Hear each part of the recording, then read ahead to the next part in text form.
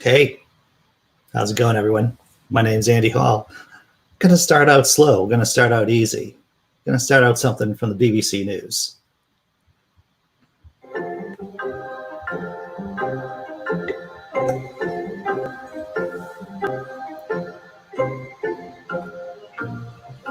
Definitely not my guy.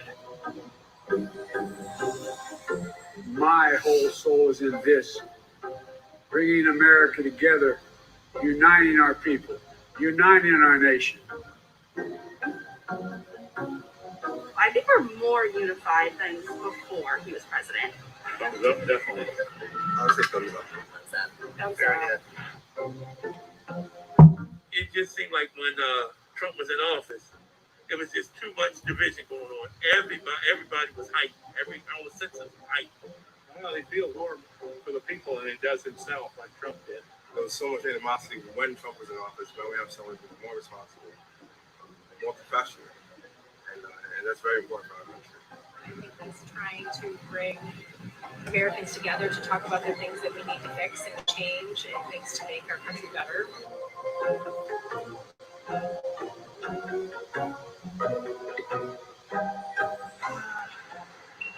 I would like to say yes. Can we do this?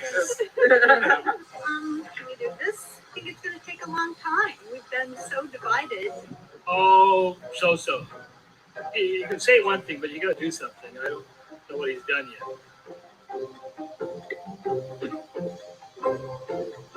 But it's not his fault. I think the polarization here is something that it's going to take a lot of soul searching to do. And I don't think we're going to get there overnight, certainly not in the first 100 days. And we've got a lot of work to do as people in the country, not just our leader. I think it's more divided now than it's ever been. And every time he does something, it just pushes everybody further apart. I feel like he has not been a strong president. I think he says that he wants to unify the country. He says he wants to follow the science, and yet the science has indicated that schools can be open. He's been very slow to do that. They've set their agenda. They made it clear what they want to do, and it's counterproductive and against everything I believe is right for America. Hopeful, but with a solid dose of the chill factor. I just think we're headed in a positive direction. Yeah, I do. Let's do this. I mean, I want to remain hopeful. Pray for Joe. He's got a tough task ahead of him.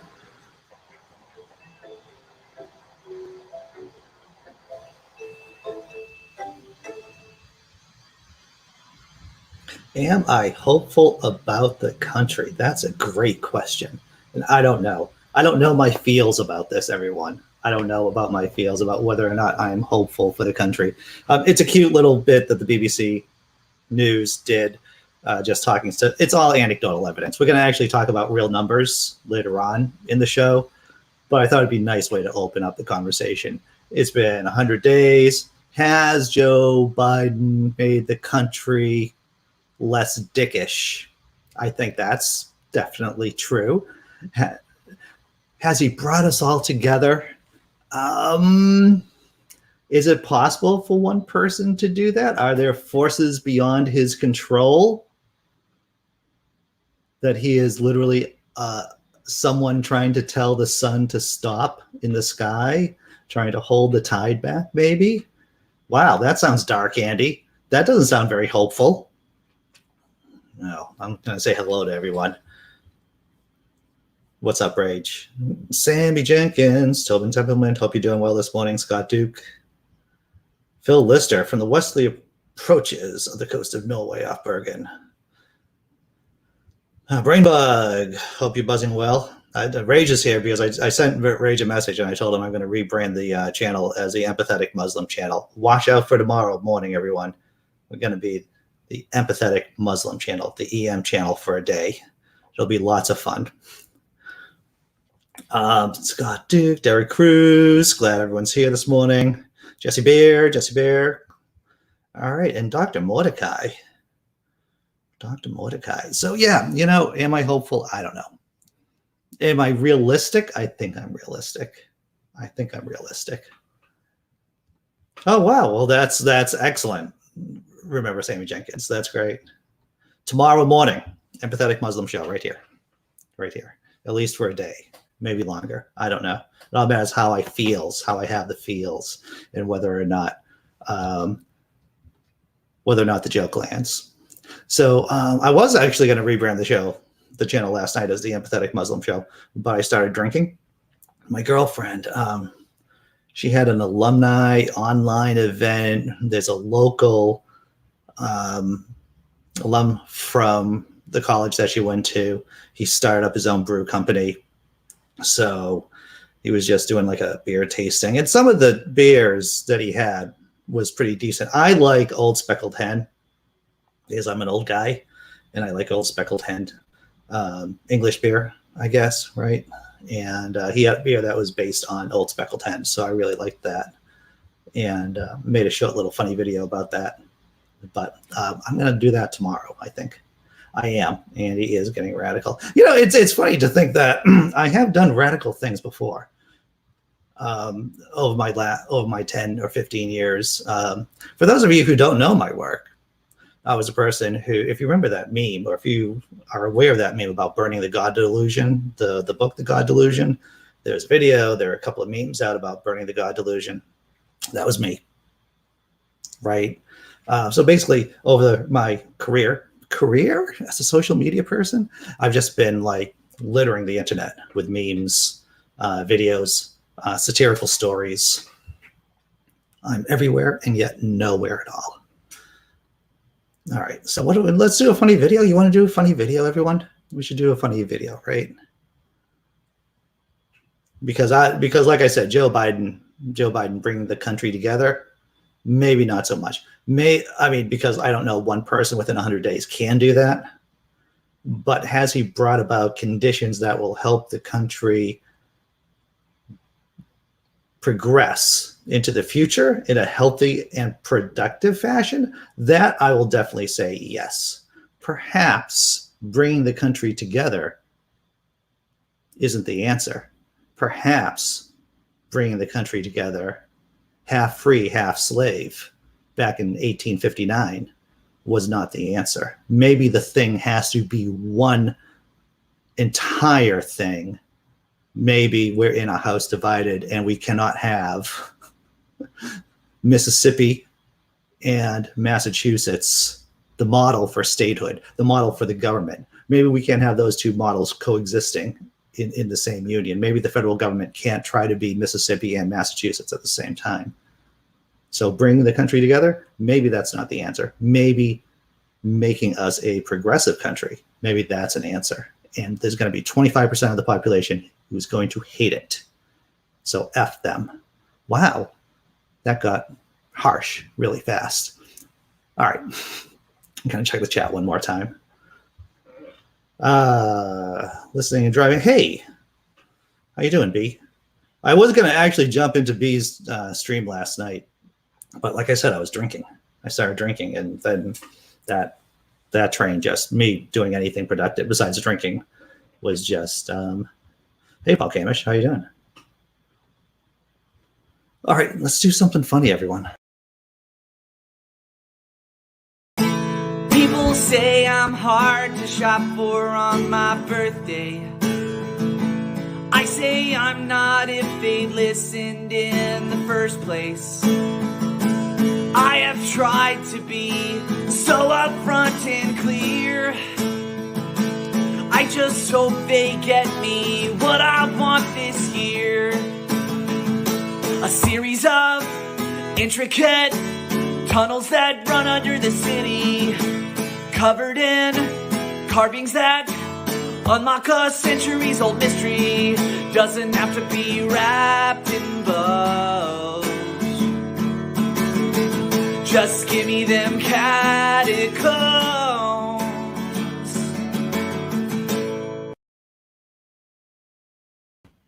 All right, so I'll make an admission. When I was in Paris that one time, many years ago, I did not take a tour of the catacombs. I did many other things. I imagine you can take a tour of the catacombs under Paris. I believe you can. Never did that. Of course, I have a thing about small spaces too. Not a big fan of small spaces. Let's see. Here we go. Rage. He's spending a lot of money that will either work or backfire. I worry about his corporatism. Yep. Yeah. Talking about Biden. And that I think he pushed under the rug the wake of Trump. Yep. He's allowing the Dakota excess to continue. And that is something that is raising some questions. Yep. Yeah. Definitely not my first choice for president, but I have not been, I haven't been bleeding from the eyes from Joe Biden. I'll say that. All right. So yeah, you want to do memes? Let's do some memes before we get. Oh, what are the news stories we're covering today? Anyway, we're talking about Connecticut revoking religious exemptions for vaccines in schools. What? Is that true? That's true. A step forward, India, and what the F is going on with India and coronavirus? Nothing good. It turns out that there is something called American exceptionalism, and there's something called Indian exceptionalism. In India, meaning, of course, the subcontinent India. And that's what got them into that's what helped them get into the mess that they're in now with coronavirus, coupled with this idea of Indian exceptionalism comes of some religious festivals that made everything much worse in terms of coronavirus. So you're asking, wow, they really are similar to the United States of America in many ways. That's the story. Well, that's one of the stories we're covering. Another story we're covering. Couple of guys getting busted for hate crimes. You're going to know these guys. They murdered the jogger from many moons ago, and they're getting the feds are indicting them for hate crimes. And crazy preacher running a conference about how the LGBTQ community is destroying America. Wow, that's a lot. And we're going to actually get into the numbers about how Joe Biden is doing in terms of his popularity, in terms of his polling currently. How's that? Is that ambitious? I think that's ambitious. And of course, we're doing the after party after show at 10 a.m. That's link is in the description. Links to the stories are in the description too. So if you want to pop in and chat, starting from 10 a.m. to 11 a.m., please feel free and come on. All right.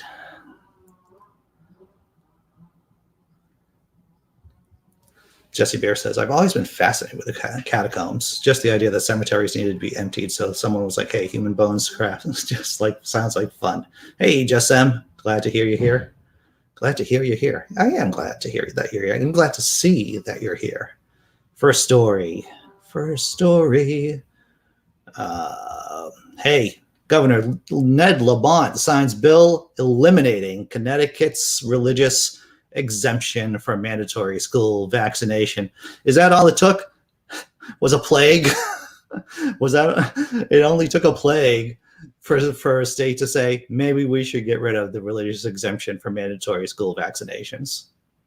All right, if that's what it took, let's take a look at the story.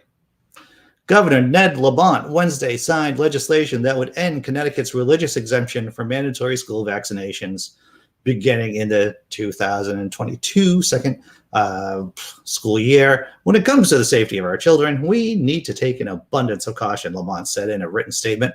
This legislation is needed to protect our kids against serious illnesses that have been well controlled for many decades, such as measles, tuberculosis, and whooping cough, but have reemerged in recent years.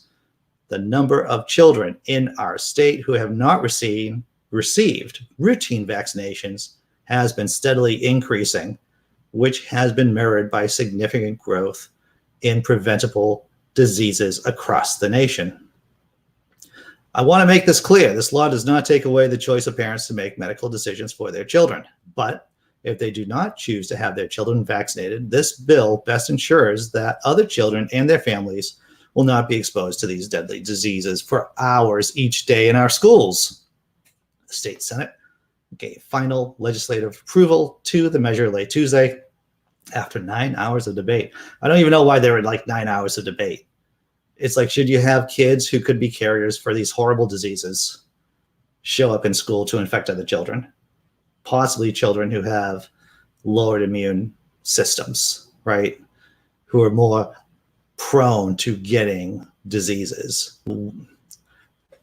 It isn't the question of why are we doing this? Why are we revoking religious exemptions? It's like, why were they there in the first place? Why? Because we're a crazy species. Why? Because it's religious privilege.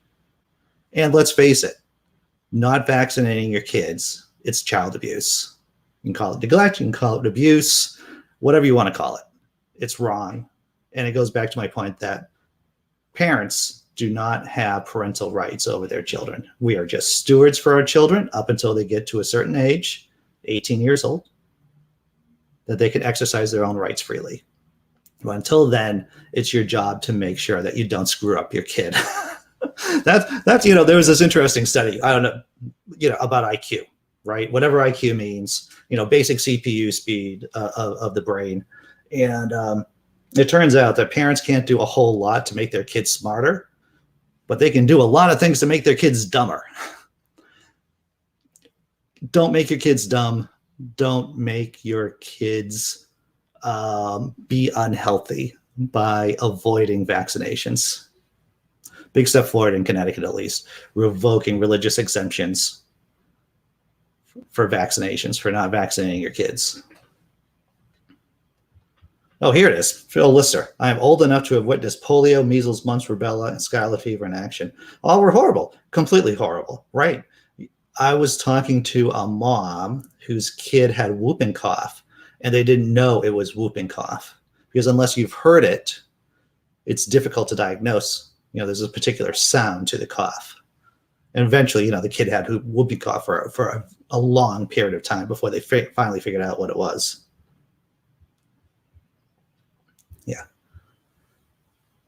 Yeah, you need to have a legitimate medical reason if you're not going to get vaccinated. And not just this YouTube video told me that it's okay not to vaccinate my kids. So that might be one of the beneficial effects of COVID-19. Religious exemptions for vaccinations might be, at least it was revoked in Connecticut. I wonder if other states and municipalities are going to do the same.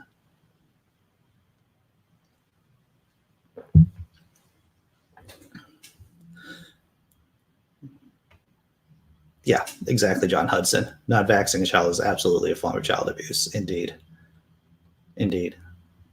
All right. So what's the next story we're going to do? So India. Been listening to NPR. There's a big article in this week's Economist magazine about the explosion of COVID on the subcontinent.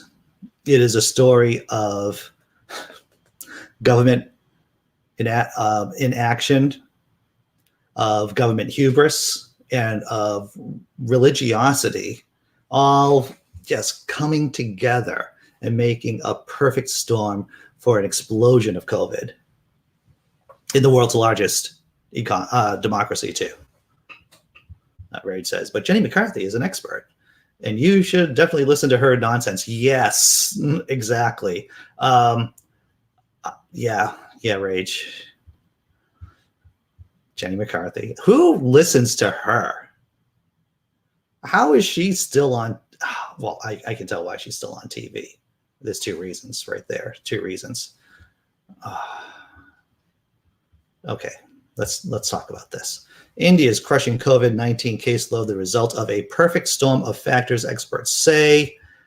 It's a perfect storm because they made, there should be something like a man-made storm. Like there was already a storm of COVID-19. Is this my William Shatner impersonation? There was already a storm of COVID-19.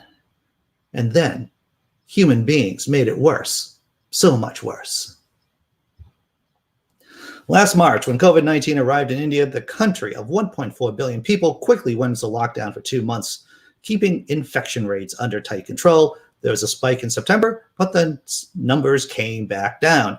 By February, cases were at an all-time low, and the country began relaxing, thinking it had overcome the virus, said Dr. Amita Gupta, an infectious disease specialist at Johns Hopkins Bloomberg School of Public Health in Baltimore. people started attending cricket games, religious festivals, and weddings. There was a lot of relaxation of the rules, she said. I was listening to NPR the other day, coming back from work because I'm working now, yay me. And they were talking about Indian exceptionalism, about how Indians thought there was a special case. And if you listen to the news, maybe 3, 4, 5 months ago, there was talk about why is India having such low cases of COVID-19. Some people were thinking, well, it's because there are less nursing homes, right? There are less nursing homes. And so when you don't have the elderly all grouped together, you're not going to have so many deaths, right? Because a lot of people who are elderly live at home with their children. And there were all these theories, all these concepts. And this brought about this idea, this concept that India was somehow special, that they had figured out how to lick the virus. And so you had Prime Minister Modi. Yes, in the chat, we could talk about Prime Minister Modi and Hindu exceptionalism, Hindu supremacism. There's white supremacy here in the States. There's Hindu supremacy on the subcontinent. That's important to point out too. So there are religious festivals. Modi opened up a stadium, like a brand new opening, first come on in, pack the stadium. And all of these poor policy decisions led to the current disaster going on in the subcontinent. All right, let's go to the next slide. Now the country's caseload is growing exponentially, and its healthcare system, particularly in smaller cities, is overwhelmed. It's almost like India hit a perfect storm. So I'm going to try the best of this name. I'm sorry, I'm not going to try to say that. SV, professor of population health and geography at the Harvard T.H. Chan School of Public Health. Parts of India, including New Delhi, the nation's capital, with nearly 19 million residents, have lower humidity this time of year. The virus is known to spread better when the air is dry, likely contributing to the enormous spread there, said Dr. Ashish Jha, Dean of Brown University School of Public Health in Providence, Rhode Island. Woohoo, Providence! Holiday crowds also help spread the virus. Here it is. Here, yes. Authorities postponed the annual pilgrimage of Kumbh Mela by a month until mid-February, but more than 700,000 people already arrived at the banks of the Ganges River by mid-January, and millions were expected through the end of the month. So, as many of you who know something about Hinduism, or the collection of faiths beliefs known as Hinduism, going to the river Ganges and washing ritually is important to that faith. Apparently there is a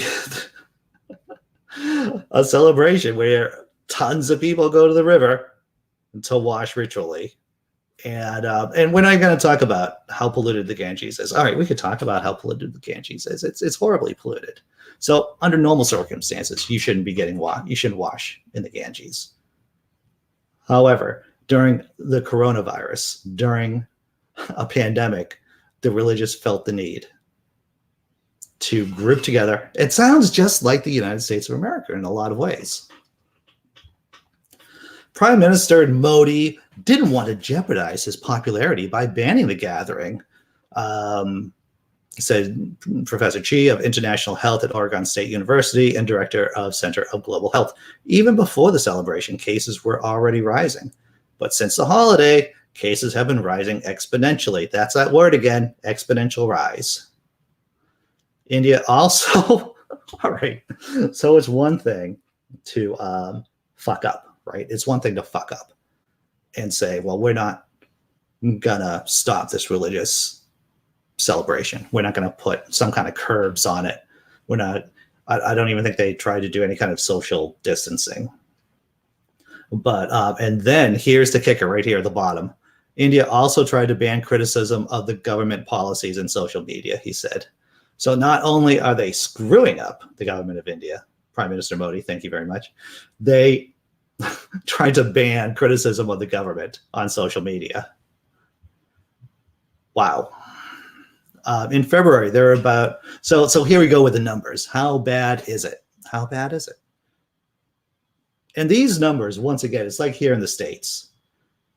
the ability to calculate how many people are sick from coronavirus, the people who die from coronavirus, it's difficult. In India, it's a federal system, much like, there are states in India, and the infrastructure isn't the best.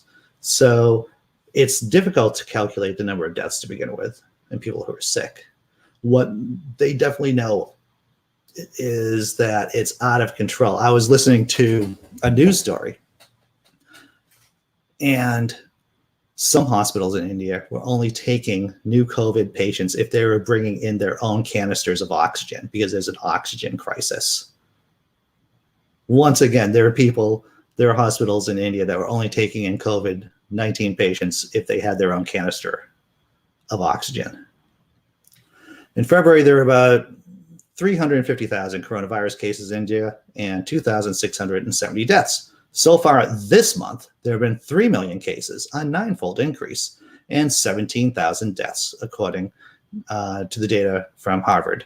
Models suggest India's caseload will not peak until mid-May, and it could even be longer if Indians fail to take measures how to reduce infections, Gupta said. Roughly 10% of Indians have been vaccinated so far, she said, with large-scale production and distributions underway in a country well-versed in running mass vaccination programs. On May 1st, every adult will be eligible for a vaccine, she said. But even at the current delivery rate of about 2 million shots a day, the population is so large it will take time to vaccinate enough people to help infections fall. It's 1.4 billion people. That's a lot of people. That's a lot of people to vaccinate. And also people out in the villages, out in rural areas. It's a nightmare. 24 comments. All right, let's see what's the chat. Let's see what the chat's up to.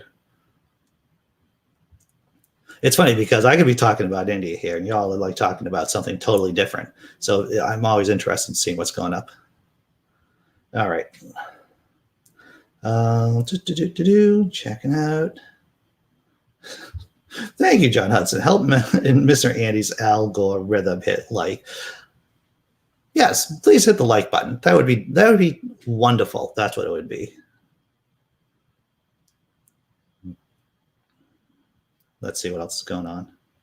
Oh, yes. Everyone has their supremacists, right? We get the white supremacists here. There's the Hindu supremacists over in the subcontinent. Easy. And yeah, India underreported the incidents by a massive factor, right? Yeah, if the government is trying to censor people on social media from criticizing its policies, you got to wonder about what they're doing with the numbers.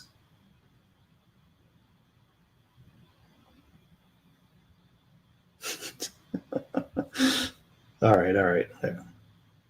I think I finally caught up with the interesting chat about Jenny McCarthy and not being treated, not trusting her with your cats. And you're right. I would trust Jenny McCarthy with my cats. This is true. India was one of the last countries to get polio under control. It was within the last maybe 10 years that polio got knocked out in India. All right. Halftime show? It's hard to believe we're already 28 minutes into the Disappointed Cat morning show. Let's do halftime show, everyone.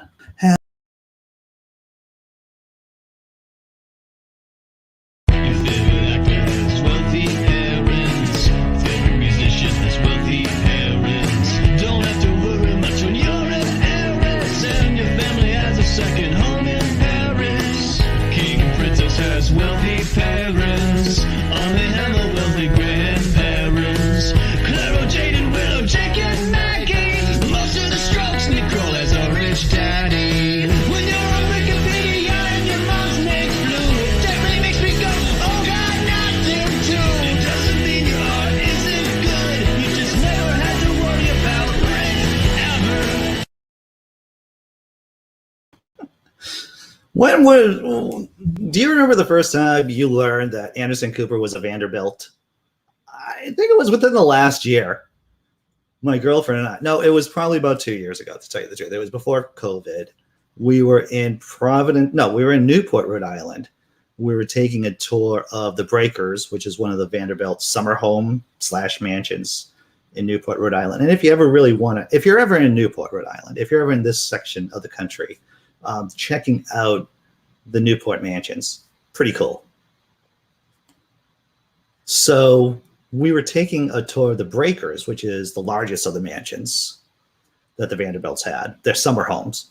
And somehow the conversation came around to the Vanderbilts. Who would have thought? And then my girlfriend said, Anderson Cooper's a Vanderbilt. And I said, he is not. I had this logical fallacy going through my head, a personal incredulity that I could not believe it, so it couldn't be true. She's like, yeah, Wikipedia that shit. And it's like, it turns out Anderson Cooper is Vanderbilt. Didn't realize it until 2 years ago.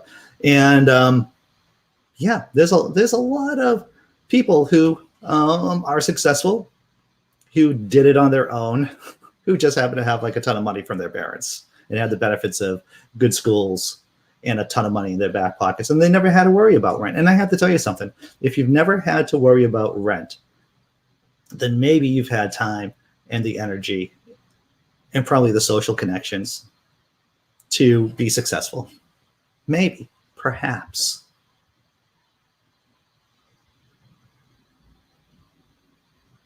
Guy is singing the blues. He's singing the not rich person blues. That's what he's doing, Dr. Mordecai. All right, you want to, let's talk about these three clowns. I think we remember them. Let me get the right.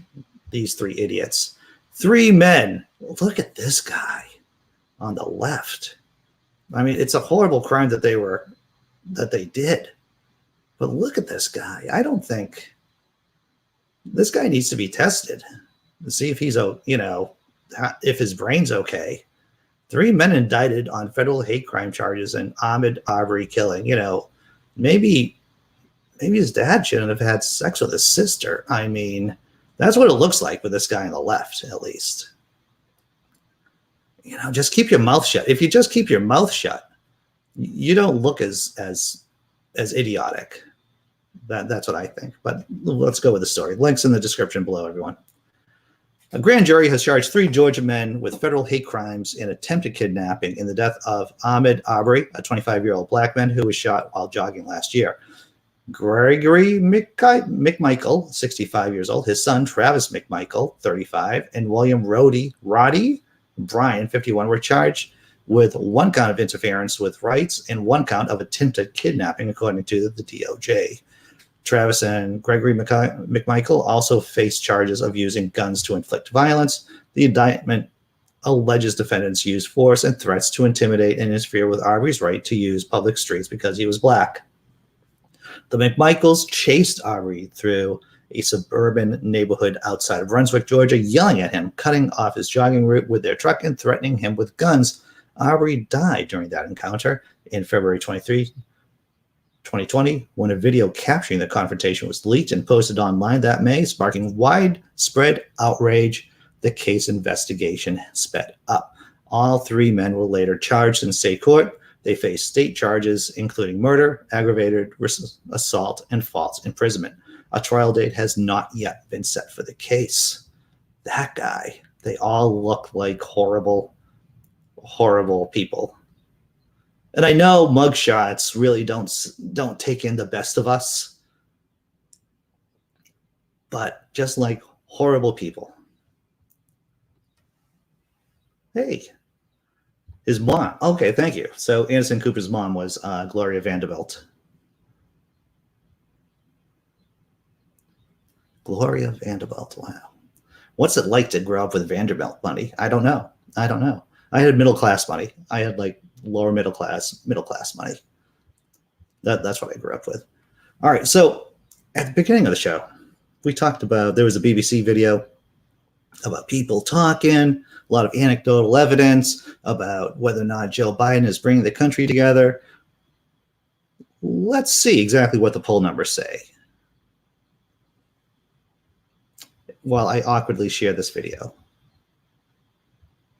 That's all I do. Everything I do is awkward in some way or another. So let's take a look at this.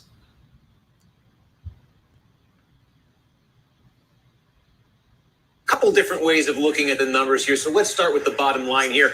This is the average approval rating for all the polls that are out there. At the 100-day mark, the average approval rating for Joe Biden is 53%. Now, to put this in perspective, as I say, a couple ways to do it. Here's number one.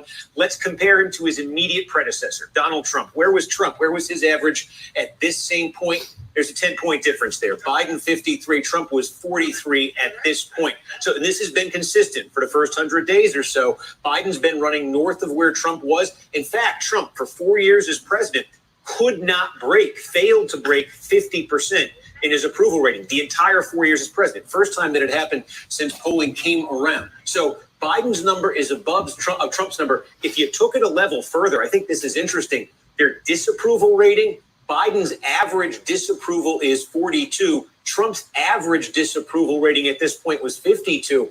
This is not a near perfect trade-off, but a general rule of thumb when you look at these poll numbers is the folks who approved of Trump disapprove of Biden. The folks who disapproved of Trump approve of Biden. There's an awful lot of that going on when you look at these numbers here. So again, compared to Trump, higher than Trump started off as president, higher than Trump ever got as president. Now, if we take a step back at all modern presidents, we're going back here to Gerald Ford, basically, since after Watergate. Here's how they stacked up 100 days in. This is the average approval rating. And here the Biden number falls near the bottom of the list. The Trump number is at the very bottom.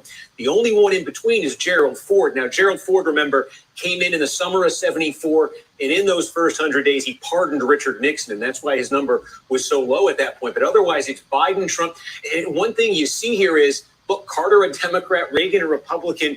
You used to have, just in general, more robust approval ratings early on in a presidency. One thing that's changed over time when you dig into these numbers, check this out. This is the approval rating from members of the other party, meaning if you look at Biden right now, on average, 11% of Republicans say they approve of the job he's doing as president. When you look at Donald Trump, it was 9% of Democrats, very few, basically around 10% members of the other party approving of the president. It didn't used to always be this polarized. Take a look at every other modern president. Just go back to Obama. At this point of his presidency, nearly 30% of Republicans approved of the job he was doing as president. Go back to the Reagan Carter years. Look, getting near 50% members of the other party. It used to be, especially in those early days, early months of the presidency, there was a little bit more, I think, bipartisan goodwill from members of the other party toward the new president. Wouldn't always last, that's for certain, but it tended to exist in the early days. And you can see here, it kind of dwindled from where it was in the 70s and 80s to where it was probably about 20 years ago. And with Donald Trump, it took another big jump in terms of polarization. And that's where it still seems to be. That polarization, that seems to be the word that describes a lot when it comes to presidential approval ratings. And listen, the lived experience of this, Steve, I mean, fascinating look, and I think counterintuitive to a lot of people who've been watching the news. But the lived experience, if you are old enough to have lived through the change in American politics in the 90s, both in terms of what was happening in Republican politics in Congress and in terms of the way that the Clinton administration was in the permanent campaign and the way that the two parties existed there, the whole Newt Gingrich era, it felt like there was a change where partisanship became the polar, the magnetic pole that organized everything in political life. Well, that is true. That is true. Those of us who are old enough to remember that. So there is like a cliff right after Obama in terms of Trump and Biden now that the country has become divided enough. And all of the simmering tensions of, what are we going to call it? Enlightenment values? Let's call it Enlightenment values for a minute. Let's talk the real battle here. You can sum it up in a lot of different ways. You can either say, well, this is really Enlightenment humanistic values versus Bronze Age, Iron Age, evangelical, traditional values. That's what this is. And this polarization is just an effect of that.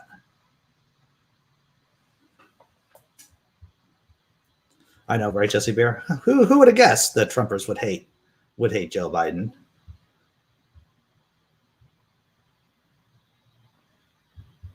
Yeah, Clinton, Rach says, Clinton was the first to always be on campaign mode. but he had to because Newt was always up his ass. Yeah, one of the problems with Clinton too was that he was always in campaign mode, but was he in the mode of building the party? I'm not sure about that. And that's what Joe, and this is what I've been saying about DC statehood, about Puerto Rican statehood. It's like, yeah, it's good to make sure that you yourself will be in the present, will win next term. But what you really need to do is to work on the party and make sure that, to do whatever you can so that the party itself does well. All right, Phil, good seeing you. I'm glad that you're here. The tide turned. Oh, no, not that. And Rage also says, we live in an oligarchy. The American dream is an illusion. Always has been. The rich stay rich. The poor stay poor with outliers. The oligarchy allows to keep the over. The thing is, I don't think people understand what poor is. Having worked with people who have disabilities, and arguably the poorest of the poor, or some of the poorest. And no, the poorest of the poor are people who don't have services, who don't get services that I help provide. But when you see and when you smell, because there is a smell of poverty, there is a smell of poverty, and you can actually tell what kind of poverty it is by walking into someone's place, by walking into someone's house. It is, yeah. The amount of poverty in this country is criminal.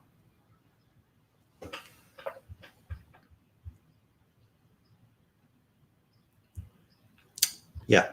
Well, the problem with the Democratic Party is with the leadership, and I've said this before, if the rank and file Democrats become energized in the same way that Republicans do, the leadership of the Democratic Party will go away. It'll change.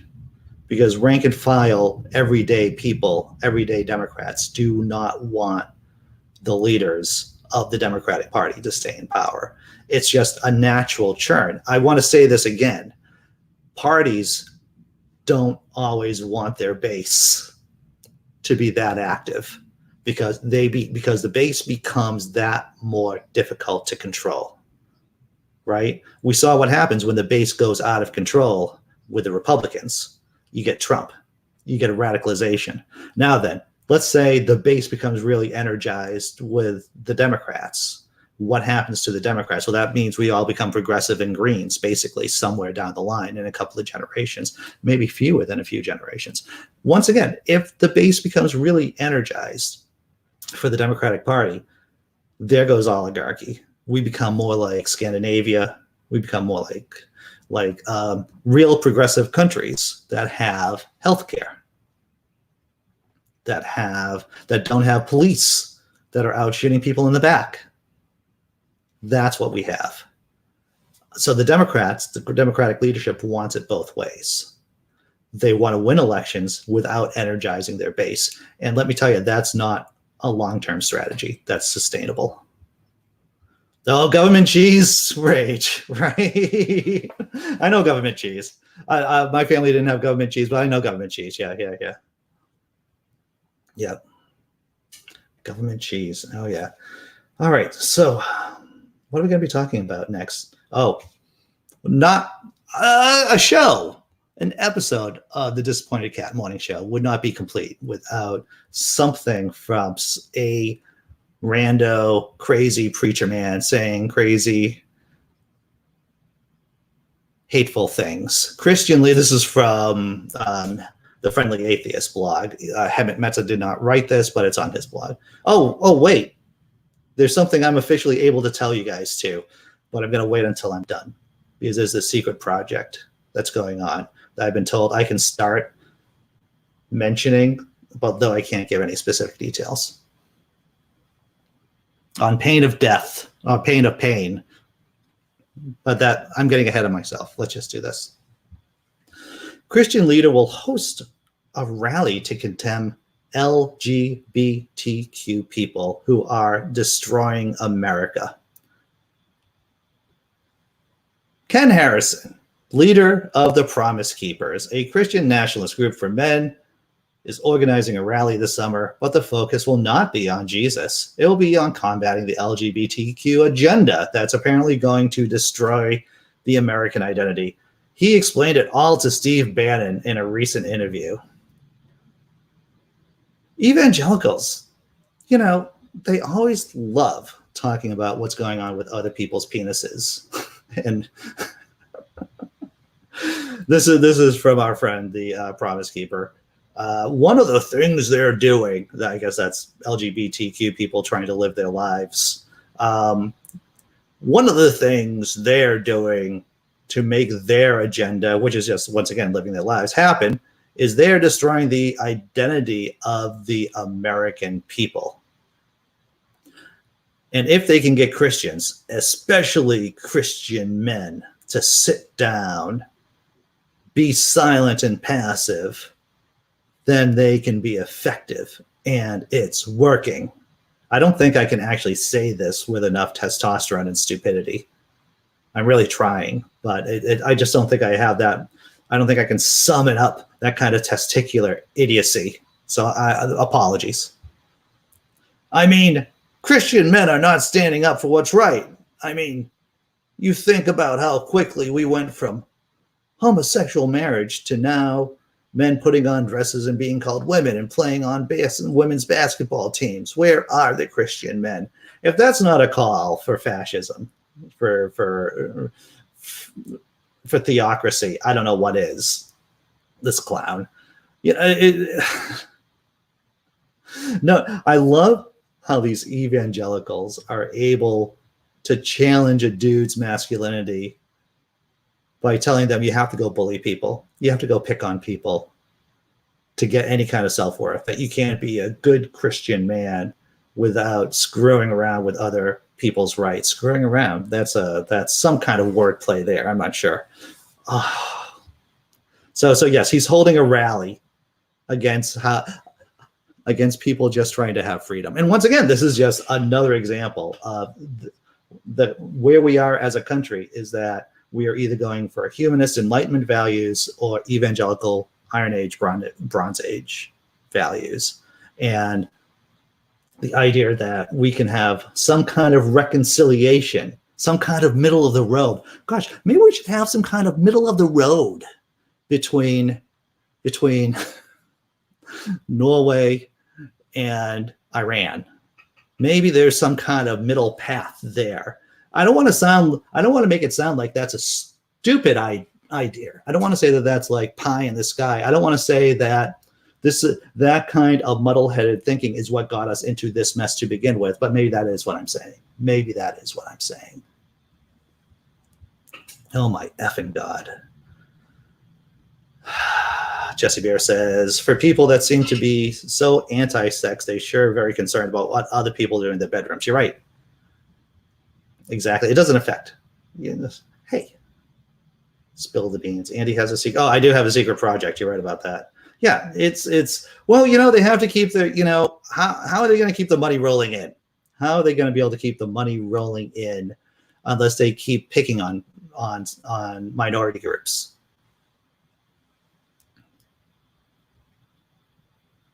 Oh yeah, Jesse Bear. I've worked with the truly poor, and it's horrible to witness.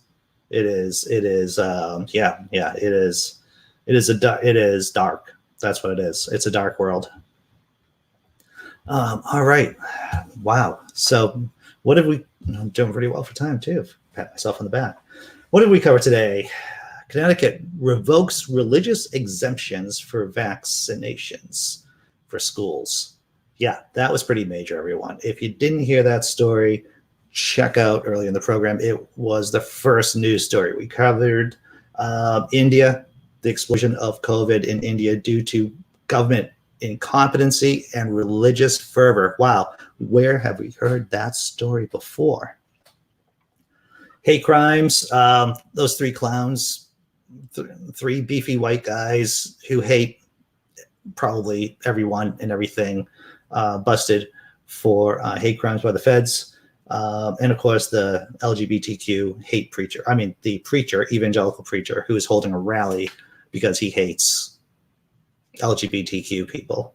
We also saw a video about where Joe Biden is in terms of popularity right now in his presidency in 100 days. The Secret. So yes, I've been told that I can talk about The Secret.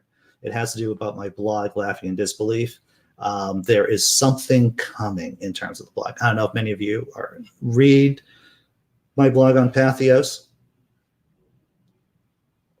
but that's the thing. When you're told you can you can tell part of the secret, and to tell you the truth, it may have some effect on the size of this channel at some point. It may not. I don't know. As I look through my analytics, I get a fair amount of traffic from Patheos. In the future, who knows what's going to happen? So that's the Secret Squirrel project, and I can tell you it will come to fruition within a couple of months. So there we go. That's all I can tell. It's on pain of pain, basically. You know, signed documents, legal documents about what I can tell about what I can't tell. So I don't know. And it's going to be affecting other people too. It will probably affect other major bloggers and maybe YouTube channels, maybe. So that's what I can tell you right now. I've been sworn to secrecy, except for being able to tell you about this now. All right, let's do something funny. Let's do something funny. Let's do something.